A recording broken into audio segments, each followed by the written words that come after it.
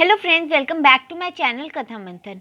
और आज हम लोग क्लास 11 का कॉमर्स आईएससी का formation of a company chapter 9 का 9.7 पार्ट शुरू करने जा रहे हैं, that is memorandum of association. इसके पहले हम लोग ने documents used in the formation of a company पढ़ा था।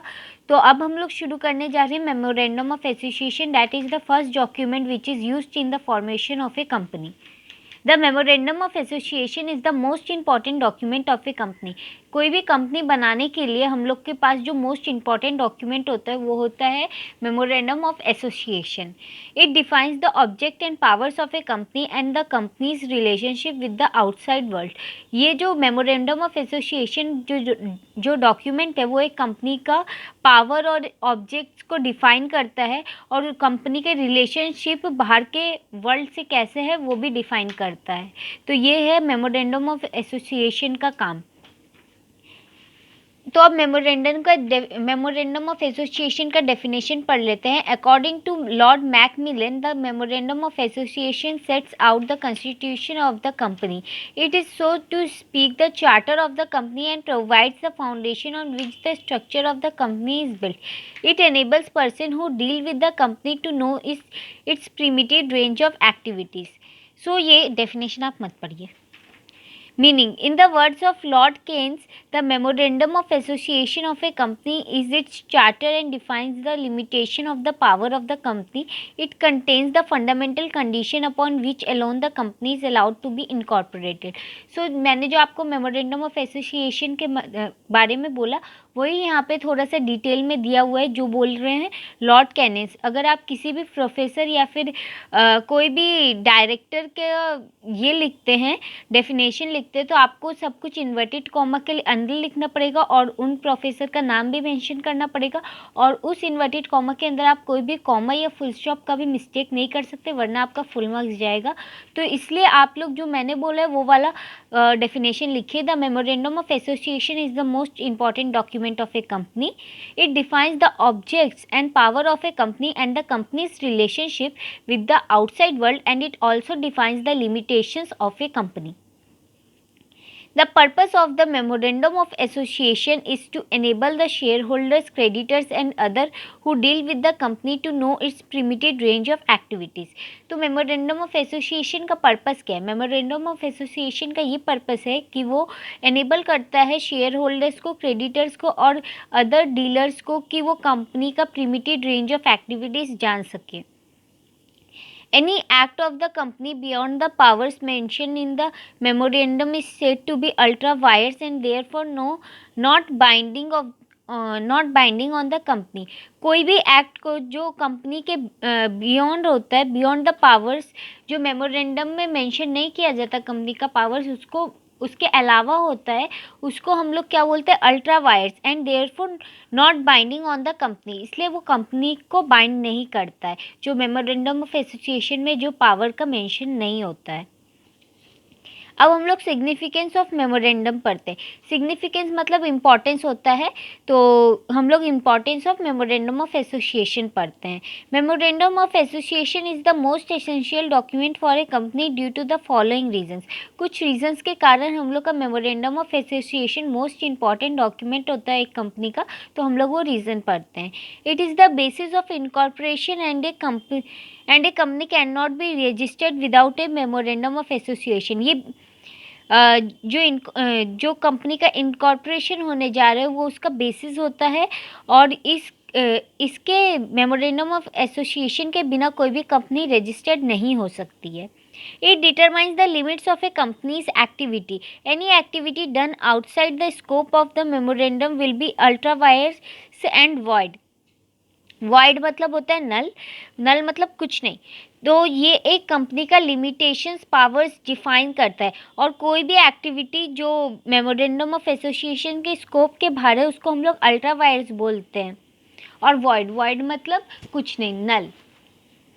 Even the whole body of member cannot make it valid and binding for the company.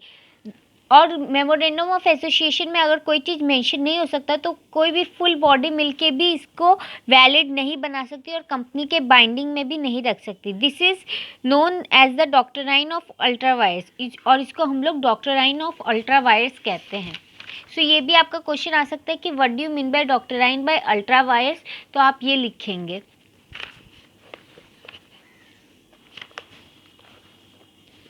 It informs the investor of the purpose for which their money will be utilized by the company. ये investors को inform करता है कि उनका of the purpose for which their money, और ये investors को ये inform करता है कि वो जो money invest किए वो company किस तरीके से utilize करेगी। तो ये चीज़ memorandum of association investor को inform करता है। It makes known to the shareholder the extent of their liability, जो शेयर होल्डर्स रहते हैं उनका कितना लाइबिलिटी बनता है ये कंपनी के लिए, ये उन लोग को इन्फॉर्म करता है। It defines the objectives of the company, ये कोई भी कंपनी का ऑब्जेक्टिव्स को भी डिफाइन करता है। It enables outsider to know whether the company is authorise to enter into a particular transactions, जो बाहर के it enables outsider to know whether the company is authorise to enter into a particular transaction, ये बाहर के outsider मतलब outer world को, company के बाहर के वर्ल्ड को ये बताता है कि ये कंपनी ऑथराइज है कोई भी ट्रांजैक्शन करने के लिए कि नहीं।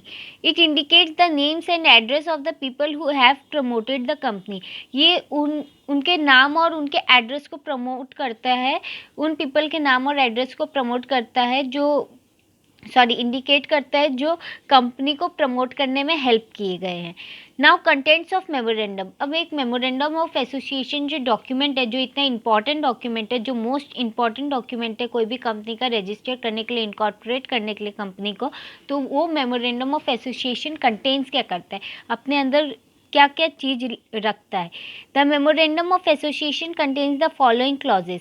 Name clause, this clause contains the name of the company, a company can choose any name it likes subject however to the following condition. The proposed name should not be identical or similar to the name of any existing company. So name clause में क्या रहता है कि ये एक ऐसा name होना चाहिए जो कोई और कंपनी का ना हो, ना उससे आइडेंटिकल हो, ना उससे सिमिलर हो, मतलब सिमिलर भी नहीं होना चाहिए। The proposed name should not convey any connection or link with a government department or local authority as it is undesirable and may mislead the public. और इसका नाम ऐसा भी नहीं होना चाहिए कि जिसमें कोई डायरेक्ट या इनडायरेक्ट कनेक्शन हो गवर्नमेंट का या फिर कोई लोकल अथॉरिटी का, बिकॉज ये अनडिज़ायरेबल है और ये पब्लिक को मिसलीड भी कर सकता है। The name of a public company limited by shares should end with the word limited, while that of the private company should contains the words private limited. अगर ये कोई पब्लिक कंपनी होगा तो अपने नाम के आगे अपने नाम के लास्ट में खाली लिमिटेड वर्ड यूज़ करेगा, और अगर ये कोई प्राइवेट कंपनी होगा तो अपने नाम के लास्ट में खाली प्राइवेट लिमिटेड वर्ड यूज़ करेगा, और ये करना ही पड़ेगा उसको, वरना ये कोई कंपनी नहीं माना जाएगा। The propose name should not be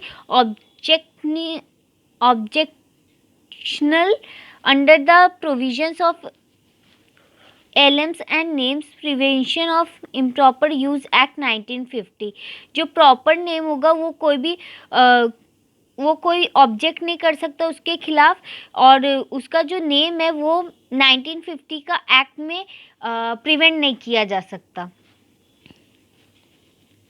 The name of the company must appear on the outside of every office or place of business in a conspicuous manner in one of the local languages and on all checks, bills, letters, notices and other official papers and publications of the company. The name should also be engraved on the seal of the company। तो जो बोल रहा है जो company का नाम होगा वो हर ऑफिस के बाहर, हर जहाँ भी बिजनेस है उस बिजनेस के प्लेस के बाहर और हर भी जगह पे, जैसे bill, cheque, letters, notice, official papers, publications of company, हर जगह उस कंपनी का नाम बाहर में रहेगा। और जो सील होगा कंपनी का, जो प्राइवेट सील होगा, जो सील से वो कंपनी इंडिकेट होगा, उस सील पे भी कंपनी का नाम रहना चाहिए। The situation clause, this clause specifies the name of the state in which the registrar office of the company is to be situated.